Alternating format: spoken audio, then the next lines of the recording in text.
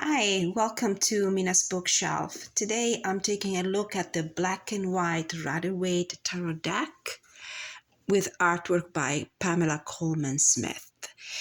This is a new release by US Games, and I think it's still in pre-order status, but it should be available very soon. This is a review copy, an advanced reader copy that the publisher so graciously sent me for purposes of review. So thank you very much, US Games. So this is based on Pamela Coleman Smith's original line work and hand-drawn titles. And the beauty of this deck is the fact that it's black and white. So a very elegant version of the RWS. And if you are a collector, if you love this reading system as much as I do, you will certainly not let this opportunity pass you by. This is a great working deck, and it's also a great piece for a collection if you're a collector, especially of Rider-Waite-Smith Cologne decks. It comes in a beautiful two-part hard box with artwork all around with the original Pamela Coleman Smith line work. And it's a very neat version. The chariot in the back. So the black and white Rider-Waite tarot features the line artwork and hand-drawn titles created in 1909 by Pamela Coleman Smith. The 78-card deck has special black foil gilded edge and is accompanied by a 54-page guidebook with upright and reverse meanings and tarot spreads. So let's take a look. This is the guidebook that comes with it, with a slightly harder than usual cover compared to the, let's say, compared to a Centennial, which I normally use, that comes in a simple tuck box and has a little white book. This booklet seems to be more substantial, so it will probably last a little longer. So there is the usual introduction with the description of major arcana and minor arcana, a few keywords for each of them, for all the majors, keywords, key phrases, and then for the minor arcana, we have the introduction with the description of the suits, and then for each of the cards we have same thing, keywords, key phrases for the upright and reverse meaning. And the spreads we were talking about are the 4-card spread, the 3-card spread, and a few blank pages for notes. Okay, so this was the guidebook, and let's take a look at the beautiful deck. I am particularly partial to the RWS system. It's the system I started to use more than 3 decades ago when I started reading, and it's always been my favorite system. So I'm particularly interested in RWS clones. I do like them, and I find that they're a great system, whether you are a connoisseur of the tarot or if you are a beginner. Look at these beautiful backs. They're lovely. I like them. So simple with the white lily pattern. Very simple and yet very elegant. This is the beautiful gilding. As you can tell, it's like an anthracite black. It's like coal black, almost a very dark gray. I already worked this deck quite a bit, so it might already show a little bit of wear here. I received it a few days ago, but I started to work with it immediately, and I cannot stop shuffling. I cannot stop using it. There's a beautiful, it's a beautiful tactile experience because the deck comes in the linen cardstock that US Games has recently introduced for their printing. A few decks have been coming out in this new cardstock lately, and I love it. The cards are thin and flexible and still have a nice core, and I love the noise they make when you shuffle. Beautiful. So this is the very elegant presentation of the deck. This reminds me of some Tarot de Marseille, very simple backs, which I personally love. And this is the deck. Is not in order anymore because I've been using it, but just to satisfy your curiosity, this is my trusty Centennial. Sorry. So we'll take a look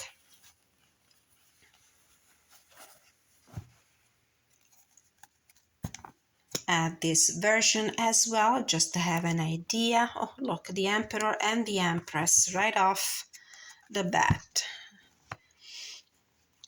So the decks are exactly the same size, I believe. Yes, there's no difference in the dimension of the cards. They're exactly the same. Of course, they're thinner than the traditional US Games system cardstock, but I still think that these cards are very resilient. And what I was thinking is that should the gilding get damaged beyond repair, well, for certain the deck will look like it's loved, and I might also shave it off somehow and edge everything in matte black, but I will see how it will hold up. It's beautiful. I do really like it. Beautiful presentation. So as far as the thickness of the decks, you can tell that they're almost the same. There's not a huge difference in the thickness of the cardstock. So the main difference is that these are borderless and these are not, but the line work will be exactly the same, and so will be also the handwriting, the original Pamela Coleman Smith handwriting. I don't have a lot of black and white decks in my collection. I'm just starting to acquire a few more, and I have to say they may not be everybody's cup of tea, but it's nice to have a black and white version of the of your beloved reading system, the RWS. So I was really happy, really excited to receive this copy for review. This deck doesn't need presentations at this point. Everybody knows this one. If you're even just remotely interested in the tarot, chances are you have been introduced to this system. So the artwork is pretty common. Everybody knows it. But if you have never taken a look at the Pamela Coleman Smith artwork in black and white, this would be a great opportunity for you to take a look at it and appreciate it. So if you can see in the texture, the linen finish texture, I don't know if you can see it, but it's there. It's not extremely pronounced. It's very pleasant to the touch because the cards are also smooth and they glide against each other very, very easily. So this is a deck that would work really well in, when spreading, fanning the cards on the table and having your clients, if you're a reader for other people, having your clients pick the cards. So there's not much else to say except that I think the line work is very clear. It's very neat. It's not pixelated. Despite the fact that the cards are not perfectly smooth, despite the fact that the line, there's a line linen finish, the artwork is still very clear, very pristine. So it's a very nice, clean, pristine rendition here.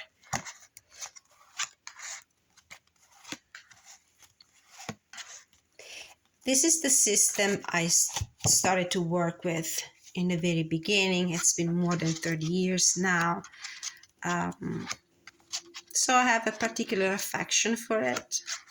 It remains my favorite. It remains the one that I go to when I want to have readings that are inequivocal, especially when I read for other people.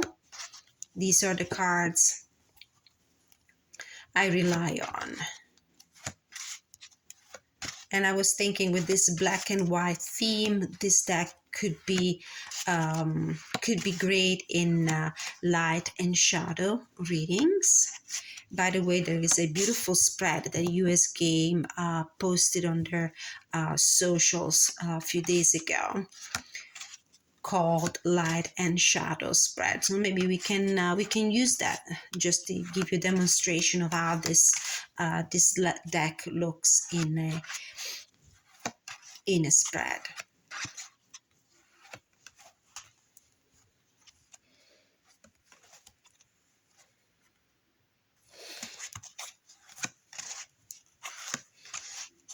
The Magician, the Nine of Swords,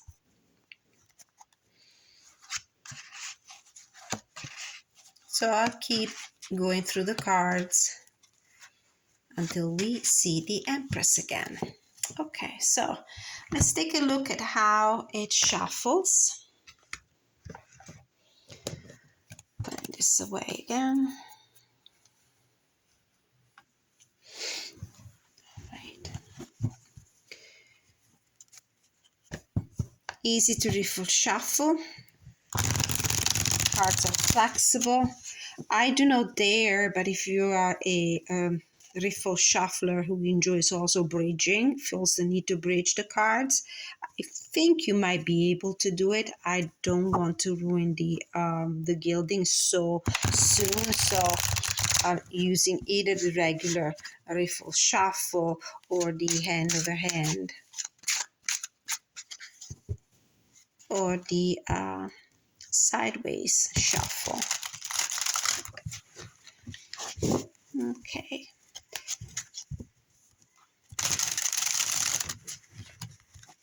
Let's pick a card. Let's see how it reads. I don't remember who's the writer for the guidebook.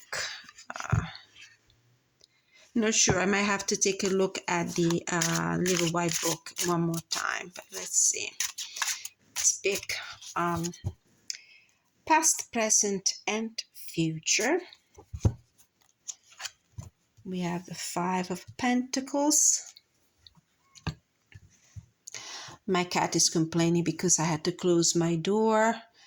My cats adore my cards, my altar, my reading tables. So my cards are always in danger. The Four of Coins and the Page of Sword. So this little spread here is inviting you to be to guard and be more watchful when it comes to your resources. So if in your past you found yourself in a situation of lack, in a situation of loss, in a situation where energetically you were feeling less, you were feeling diminished, you might have felt also excluded by in your environment, you might have felt also like an outcast. It's time to recuperate what you have lost. Hold on to your material assets, hold on to your energetical to your energy, and be watchful, be discerning, and open your eyes, open your ears, make sure you are alert, make sure that you keep your alert, your senses very, very sharp and on the alert, to make sure that this situation, this Five of Pentacles, doesn't present itself again. So let's see how the guidebook would read. Five of Pentacles.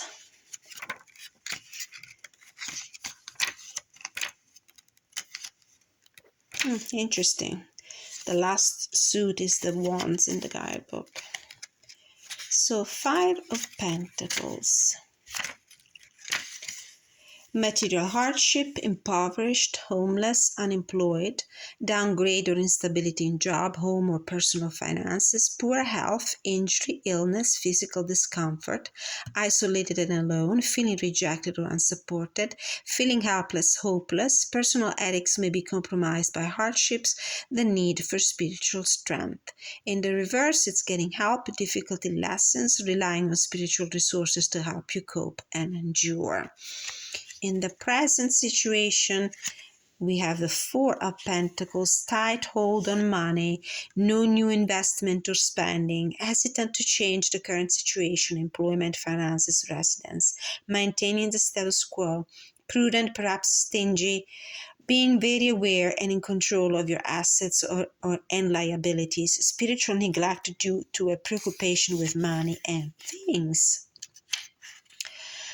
Reverse meaning, losing material hold, hoarder mentality, penny pinching, miserly, unexpected financial imbalance or material loss. Although for me, the number 4 and even just the way this archetype is portrayed in the RWS, there's a strong indication that there might be a quest for balance, or a situation where you are balancing your resources, you're balancing what goes out and what comes in.